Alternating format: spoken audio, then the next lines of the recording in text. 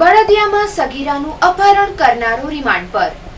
ભુજ તાલુકાના બળદિયા ગામે રહેતી સગીર કન્યાને ગત 14 માર્ચના કોઈ અજાણ્યો શખ્સ અપહરણ કરીને લઈ ગયો હતો। પોલીસે ફરિયાદ નોંધાતા આરોપી શખ્સને સગીરા સાથે પાવાગઢથી ઝડપી પાડવામાં આવ્યો હતો, જેને ભુજની કોર્ટમાં 5 દિવસના રિમાન્ડ માટે રજૂ કરાતા અદાલતે 2 દિવસના રિમાન્ડ મંજૂર કર્યા હતા। પોલીસ સૂત્રોના જણાવ્યા પ્રમાણે અપહરણના કેસની તપાસ માનકુવાના પીએસઆઈ સોનારાએ હાથ ધરી હતી। તપાસ દરમિયાન આરોપી શખ્સ સગીરા સાથે પાવાગઢ હોવાનું બહાર આવતા પોલીસ ટુકડી પાવાગઢ પહોંચી હતી, જ્યાં બાતમીના આધારે અપહરણ કરનારા આરોપી અશોક દિલીપભાઈ નાયકને કન્યા સાથે પકડી લીધો હતો।